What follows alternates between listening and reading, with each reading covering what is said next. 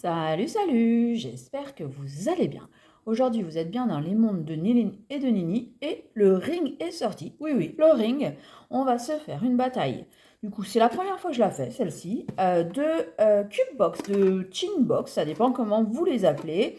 Il y a la version 2024 qui est déjà présente ici et donc, du coup, voilà, on voit rien. On va faire en comparatif les trois de 2025 que j'avais pas eu l'occasion non plus d'ouvrir. Donc voilà, on se fait trois tin box, trois cube box, moi je préfère les appeler comme ça, de 2024. Celle-ci, moi, vous me direz aussi, alors déjà vous allez me dire quelque chose. Entre 2024 et 2025, même si on n'a pas les mêmes coloris, laquelle vous préférez? Vous êtes plutôt team 2024 ou plutôt team 2025? Je vais vous faire aussi, alors, ça je suis bête, non, 2025, 2024. Et du coup, pour le dernier, clac, et je vais vous les montrer, pas en détail, mais je vais vous montrer quand même, 2024, 2025.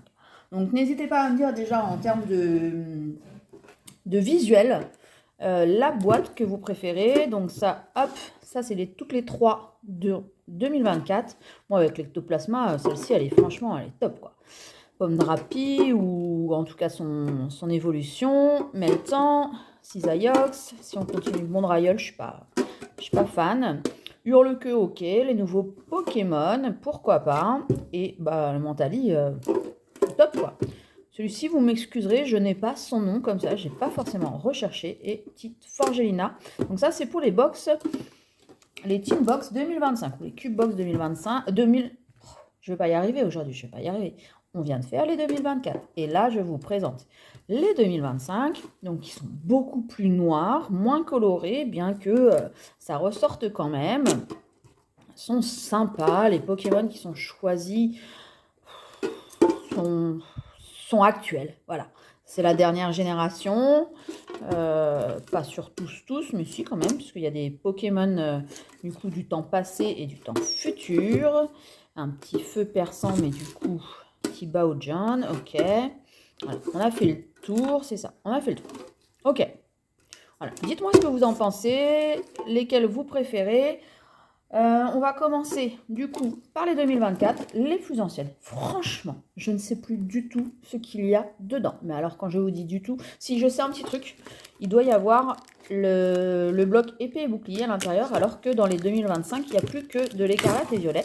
Mais on va découvrir parce que je ne me rappelle plus du tout ce qu'il y a dedans. Alors, par contre, il y a le V2. Hop, comme quoi elles ont un peu vécu. Il y avait aussi des petits autocollants. Je ne me rappelle plus du tout de ça. Alors, ça m'était passé au-dessus. Ok, sympa. Donc ça ira peut-être sur mon classeur EV8.5 pour le coup. Et donc à l'intérieur, normalement, il y a exactement la même chose dans toutes les boîtes.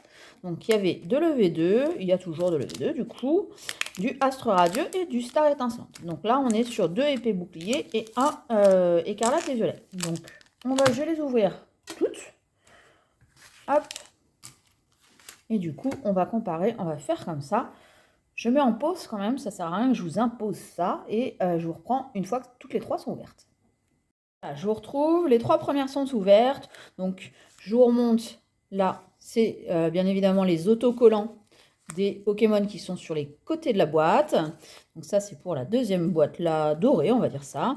Et ça, c'est pour la troisième boîte. Ils sont sympas, ces autocollants. Bon, pas hyper épais, mais bon, peu importe. On verra, les filles seront peut-être contentes avec ça. Et forcément, on retrouve le même contenu dans chaque boîte.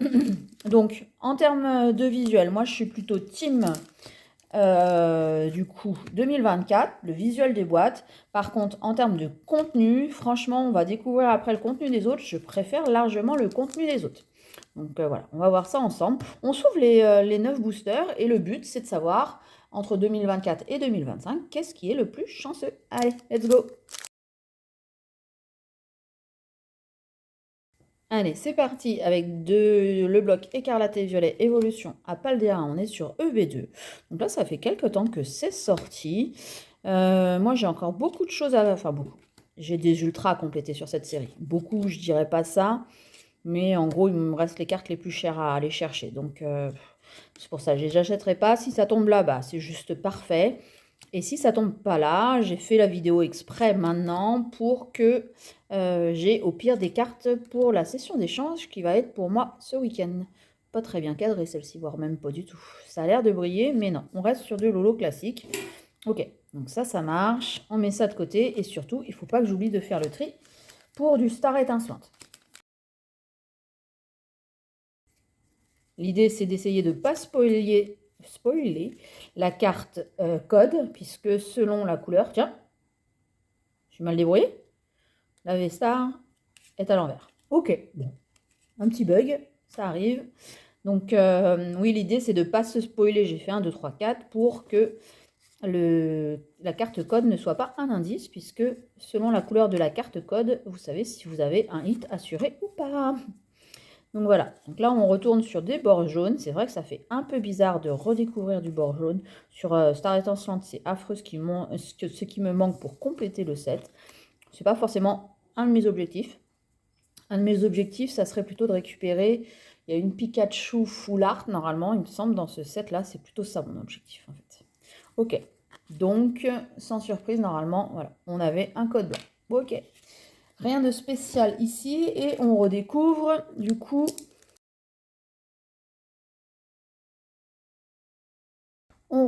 un peu le côté frustrant de ne même pas avoir quelque chose qui brille pour la fin. Ça franchement je trouve ça un peu triste et c'est bien que ça évolue avec Écarlate et Violet. On ait au moins une holo à la fin, mais d'un autre côté ça rend l'holo aussi un peu moins importante. Donc bon. Et voilà, c'est chacun voit midi à sa porte. Il y a de très belles TG dans ces séries. Et pour l'instant, on n'en a pas eu une seule. Et on fera voilà, une simple rare. Parce qu'avec l'étoile, du coup, on sait que c'est une rare et qu'elle n'est pas facile à avoir. Mais il n'empêche que c'est pas une carte géniale ici. On continue, on fait cette ouverture. J'espère que la vidéo ne sera pas hyper longue. On continue sur l'évolution à Paldea. En tout cas, première boîte, pas de chance. Franchement, j'espère compléter au moins un peu les sets. En général, sur tout ce qui est reverse, j'ai un petit peu. Enfin, j'ai beaucoup avancé, voire pour certains sets, j'ai plus besoin d'aller chercher de reverse. Mais pour d'autres, il m'en faut encore. Donc, voilà. Mais il y a surtout des ultras qui me manquent. Là, pour l'instant, la chance n'est pas avec nous. Et effectivement, on se fait une petite gambex. On se fait gambetter dans cette histoire. Franchement, sur ce genre de boîte, j'en ai déjà ouverte il y a déjà un moment, puisque bah, forcément, j'ai gardé les 2024 sans le faire exprès, hein, c'est juste que j'ai pas eu le temps d'ouvrir. Voilà, là, c'est un tout petit peu plus calme en ce moment sur les sorties Pokémon, donc ça me permet de me mettre à jour sur les anciennes ouvertures que je devais faire et de vous proposer du coup cette bataille de Tin Box, de Cube Box, mais bah, voilà, c'est on n'a rien quoi. Je suis pas hyper chanceuse avec ce genre de boîte. Ah, ça brille. Alors les gold sont pas hyper appréciés, mais on s'en fiche, on va aller voir ce que c'est. Ok, une petite rusticité. Je disais que j'étais pas hyper chanceuse. Alors ouais, ça aurait pu être un poké, mais pour le coup je l'ai pas. Donc ça complète la série et ça c'est plutôt une bonne chose. Contente. Franchement, là c'est chouette. Mets ça de côté et on continue du coup.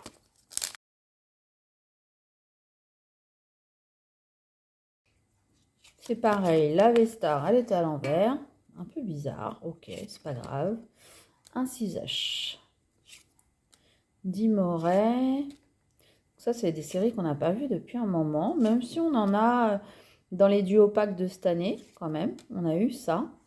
Donc, ça revient un petit peu, mais c'est vrai qu'on va en voir de moins en moins. Pourtant, les prix grimpent pas de fou non plus. Ah, la petite Lucario en holo. Donc, effectivement, ça, c'est le minimum avec la carte code noire. C'est l'holographique. Ok, bon, c'est mieux que rien. C'est mieux que la rare. Voilà, c'est mieux que la simple rare. Et on finit du coup, dernière boîte. J'espère qu'on aura aussi un petit dans celle-ci. Si ça peut être sur EV2, ça serait encore mieux. Ça m'arrangerait bien. À moins que je sors un petit Dracofeu sur du Star étincelante, parce que ça aussi c'est possible. Je l'ai vu de mes yeux vus. Sauf que c'est un coffret que j'avais pris pour mon filleul. Et du coup, c'est mon filleul qui a eu cette superbe chance d'avoir le Dracofeu Rainbow sur Star Étincelant. Donc, on va se le souhaiter aussi aujourd'hui, hein, pourquoi pas.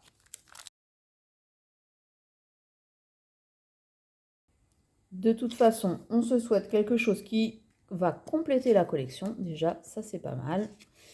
J'ai l'impression qu'elles sont super mal cadrées. Je me trompe ou vous avez la même impression que moi? Bref, c'est pas dramatique. Ça, sur les cartes de base communes, peu communes, c'est vrai que je dois être à plein. Il ne doit plus m'en manquer énormément, voire peut-être même plus du tout. Et ok, une petite V, ça brille jaune. C'est bien. Impeccable, un petit Raichu, j'adore, et je ne sais plus si je l'ai, mais en tout cas, si je l'ai, c'est pas grave, elle rejoint mon classeur de Pikachu Raichu, donc ça, c'est déjà plutôt bien. Donc, on fait un petit ici aussi, et on finit avec de l'Astre Radieux sur ces boîtes 2024.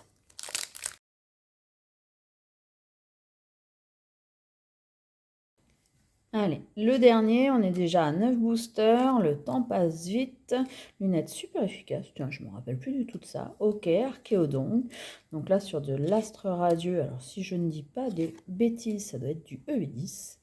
Grelasson avec le petit dresseur, moi j'aime bien quand il y a des scènes comme ça, c'est le genre de carte que j'aime bien. Voilà, j'ai tout spoilé apparemment, il n'y a rien derrière, donc on va aller voir rapidos. Et du coup, effectivement, oh, petit Absol en holo, bon, allez, toujours bon à prendre. Ok, ok. Donc pour ces 9 boosters, au final, qu'est-ce qu'on aura eu?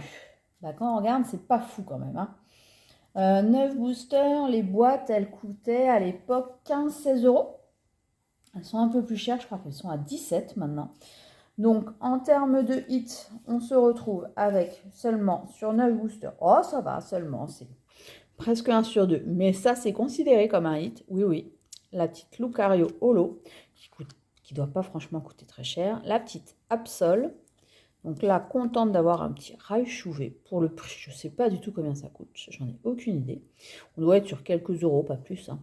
Et du coup, la rusticité, on est peut-être sur une dizaine d'euros. À moins qu'elle soit très jouée, mais comme je ne sais pas du tout avec les rotations si elle est encore jouée ou quoi ou qu'est-ce. Bref, voilà, petite rusticité gold, ça fait toujours plaisir, ça complète le set. Oh, j'ai du mal à parler aujourd'hui, mince alors. Donc maintenant que ces boîtes 2024 sont sorties, on va se faire les 2025, donc par un coup de baguette magique et surtout par les joies du montage. On se retrouve pour la même chose en version 2025, donc ça y est, j'ai déjà préouverte, j'ai enlevé le plastique, on va se retrouver du coup, je vous montre l'intérieur, avec toujours des petits autocollants, donc toujours qui représentent le tour de la boîte, et du coup, cette fois-ci, on est sur de l'EV8, de l'EV7 avec couronne stellaire, et de l'écarlate et violet. Donc ça pour toutes les boîtes, il n'y a pas de mystère, hein, c'est toujours la même chose. Hop. Là, on est sur un prix un petit peu plus élevé. On est sur, du coup, du 17 euros facilement. Hop. Alors, que je regarde bien par boîte. Et du coup, là, ça va être plus difficile. Hop, comme ça, ouais, ça va être un peu plus difficile de faire ça par boîte. Bon, peu importe, on va ouvrir. Ouvrons, ouvrons, ouvrons. Pas la cage aux oiseaux, pour ceux qui ont la référence. Désolée, je suis vieille. Mais voilà, on est sur la même chose. Par contre, c'est pour ça que je vous disais, ça n'a pas forcément hyper de sens ce que je vais faire. Les trois écarlates et violet, en fait, moi, j'ai plus besoin d'ouvrir sur écarlate et violet. Donc, ce que je vais faire, c'est que il va y avoir un échange sur de l'évolution à Paldea. On va ouvrir 3 évolutions à Paldea. Hop, on va faire comme ça, on garde le même sens des boîtes quand même. Comme ça, on va voir si on tire des choses ou pas. Voilà, on commence comme ça. Donc, je vais faire l'inverse. Je vais finir par évolution étincelle déferlante parce que c'est ça qui me plaît le plus. C'est là où potentiellement on peut avoir le super Picard. Donc, on va faire l'évolution à Paldea. Donc, je vous rappelle que ce n'était pas le contenu au départ. On a bien de l'EV1 dans ces cube box, mais on y va avec évolution à Paldea. Allez, ouf. Alors, comme ça. Ok. Et là, on retrouve surtout nos bords gris, où il n'y a pas besoin de faire de tri. Donc franchement, il y a une évolution qui est un peu sympa par rapport à ça. Alors, je sais pas, si vous êtes team bord gris ou bord jaune, n'hésitez pas à me dire. Il y a des belles illustrations quand même dans Évolution à Paldea, j'aime bien. Donc là, on voit forcément de la brillance, donc ça, c'est cool. Moi, j'aime bien aussi. Au niveau des rivers, c'est plus facile. Par contre, au niveau des grosses cartes, hein, c'est pas encore gagné. Allez, on continue. EV7. Couronne stellaire, c'est un peu une série boudée. Moi, je l'aime bien. Franchement, il y a des belles cartes, il y a des belles AR. C'est plutôt vraiment très sympa à ouvrir. Voilà, franchement, il y a des communes. Celle-ci, elle aurait été en AR, ça aurait été juste génial. Bref, c'est une belle petite série. Moi, j'aime bien. Je sais pas ce que vous en pensez, vous, mais moi, je la trouve chouette. Il me reste plus grand-chose non plus pour compléter. Mais il me manque encore quelques cartes. Mais là, on n'aura pas de nouveautés. Eh bien non. Pokémon Company, aide-moi. Après, avec le tour de passe-passe que je viens de faire, éventuellement, tout peut être dans les boosters écarlate et violet. C'est une possibilité aussi. Je vous dirai ça peut-être dans une autre vidéo, puisque il y a eu un échange de boosters avec un copain qui, lui, va ouvrir les EV1. Donc ça se trouve, il aura une chance de fou. Et comme effectivement, c'est une personne qui a tendance à avoir de la chance, eh ben, ça peut lui tomber dessus. Mais là, pour le coup, c'est moi qui en ai un petit peu de la chance. Donc ça, c'est cool. On va découvrir ensemble. Oui, oui, oui, oui, oui, oui. Oui, je dis oui, je dis c'est trop cool. Ben voilà, une belle petite box. Alors du coup, en termes de valeur, on est à minimum 30 €. J'ai pas suivi puisque je l'ai déjà, celle-ci. Donc ça sera une belle... Franchement, je ne sais pas si elle sera à l'échange. Voilà, je vais regarder sa valeur. Je vais regarder si je la mets pas dans mon classeur Pikachu parce que, bon, on verra. À voir. Allez, on continue. Deuxième box, deuxième cube box.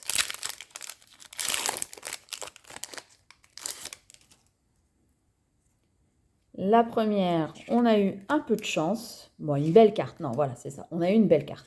La chance, on n'en a pas forcément tout le temps, mais au moins, on a eu une belle carte. Ça, c'est cool. On repart pas sans rien. Là, on est du retour sur du EV2. Oh! Oh! Oh!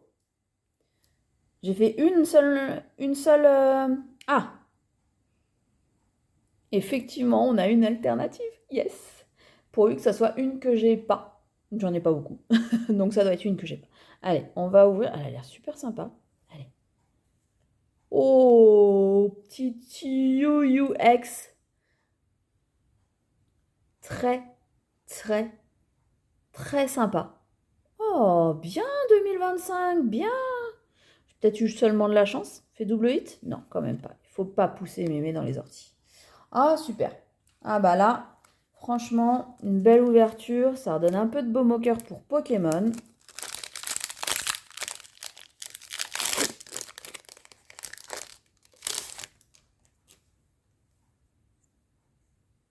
Ah bah ouais, je suis contente. Franchement, ça fait plaisir. Une alternative, une superbe full art. Ça, c'est cool. C'est cool, c'est cool. Hop, Diancie, littéral. Il y aura d'autres choses à l'ouverture du coup, hein, donc n'hésitez pas à vous abonner. Et là, rien de spécial ici. Et on continue avec le deuxième booster étincelle déferlante, la deuxième box.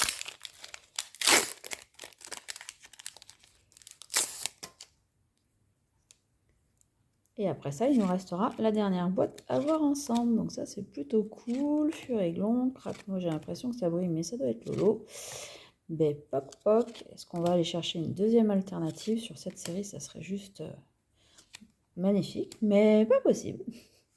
Et ok, un petit Berasca, c'est tout. Ok, on continue. La dernière box, Évolution Paldea. Hop.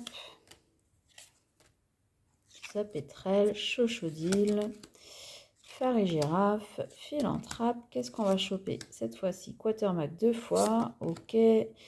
Reverse, rien de spécial ici. Couronne stellaire. Est-ce que cette dernière boîte va être chanceuse ou non? Petit clic, Charbambin, Patachio, Chaffreux, Avaltou. Ok. Mouton, Luminéon, Chaglam. Rien de spécial ici. Et un petit lanterne Rhinastock. Ok. On arrive au dernier booster de la dernière Cube Box. Et c'est un bazar sans nom ici. Il va falloir ranger après. Et oui, oui. Du coup, on n'a rien parlé de spécial aujourd'hui. On a découvert des cartes ensemble. Il y a plein de choses qui arrivent sur la chaîne. J'espère avoir les petits coffrets Evoli qui sortent pour moi demain. Alors, c'est demain, jour de tournage. Hein. Mais, hop, minaise! Ah, crotte de biquette! Il n'y avait même pas le focus en plus. Rien de spécial ici. Ok, bon. Ben, je vous remonte quand même parce que ça vaut le coup en vous disant une bonne soirée, une bonne journée, une bonne tout ce que vous voulez. Et on se retrouve surtout pour une autre vidéo. Je suis un peu perdue. Allez, on sera mieux, on sera